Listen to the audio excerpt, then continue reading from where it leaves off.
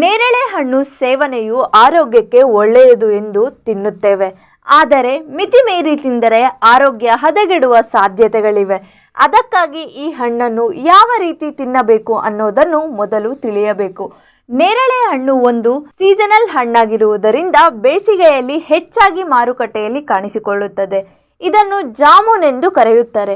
ಈ ಹಣ್ಣು ಅದರ ಗಾಢ ಬಣ್ಣ ಮತ್ತು ಹುಳಿ ಸಿಹಿ ರುಚಿಯಿಂದಾಗಿ ತುಂಬ ಜನರು ಇದನ್ನು ಇಷ್ಟಪಡುತ್ತಾರೆ.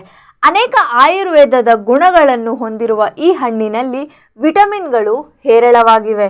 ಆಯುರ್ವೇದದ ವೈದ್ಯರು ಜಾಮೂನ್ನ ಆಯುರ್ವೇದದ ಗುಣಲಕ್ಷಣಗಳನ್ನು ಮತ್ತು ಅದನ್ನು ತಿನ್ನುವ ಪ್ರಯೋಜನಗಳನ್ನು ಹಂಚಿಕೊಂಡಿದ್ದಾರೆ. IBS, ಅತಿಸಾರ, ಅತಿಯಾದ ರಕ್ತಸ್ರಾವ, ಲ್ಯುಕೋರಿಯಾ, ವಾಕರಿಕೆ ಮತ್ತು ವಾಂತಿ ಸಮಸ್ಯೆಯಿಂದ ಬಳಲುತ್ತಿರುವ ಜನರಿಗೆ ನೇರಳೆ ಹಣ್ಣು ಅಮೃತವಾಗಿದೆ. ಇದರ ಗುಣಗಳು ಹೃದಯದ ಆರೋಗ್ಯಕ್ಕೂ ಒಳ್ಳೆಯದು. ಜೊತೆಗೆ ಮಧುಮೇಹಗಳಿಗೂ ಈ ಹಣ್ಣು ಬಹಳ ಪ್ರಯೋಜನಕಾರಿಯಾಗಿದೆ. ನೇರಳೆ ಹಣ್ಣಿನ ಪ್ರಯೋಜನಗಳ ಬಗ್ಗೆ ತಿಳಿದ ನಂತರ ಅನೇಕ ಜನರು ಅದನ್ನು ಅತಿಯಾಗಿ ಸೇವಿಸಲು ಪ್ರಾರಂಭಿಸುತ್ತಾರೆ. ಆದರೆ ಹಾಗೆ ಮಾಡುವುದು ಅಪಾಯಕಾರಿಯಾಗಬಹುದು.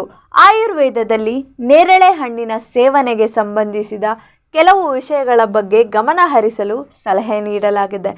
ಆಯುರ್ವೇದದ ಪ್ರಕಾರ ಜಾಮೂನ್ ಹಣ್ಣನ್ನು ಖಾಲಿ ಹೊಟ್ಟೆಯಲ್ಲಿ ಸೇವಿಸಬಾರದು.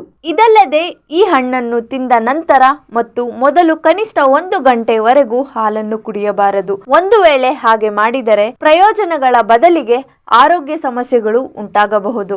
ಆಯುರ್ವೇದದ ಪ್ರಕಾರ ಅಧಿಕ ರಕ್ತದೊತ್ತಡ ರೋಗಿಗಳಿಗೆ ಜಾಮೂನ್ ಸೇವನೆಯು ತುಂಬ ಪ್ರಯೋಜನಕಾರಿಯಾಗಿದೆ. ಜಾಮೂನ್ ಹಣ್ಣು ಆಹಾರದಲ್ಲಿ ಸೇರಿಸುವುದರಿಂದ ಇದನ್ನು ಸುಲಭವಾಗಿ ನಿಯಂತ್ರಿಸಬಹುದು. ಆದರೆ ಅನೇಕ ಜನರು ಅದನ್ನು ನಿಯಂತ್ರಿಸಲು ಹೆಚ್ಚು ತಿನ್ನಲು ಆರಂಭಿಸುತ್ತಾರೆ. ಇದರಿಂದಾಗಿ ಕಡಿಮೆ ರಕ್ತದೊತ್ತಡ ಸಮಸ್ಯೆ ಬರಬಹುದು.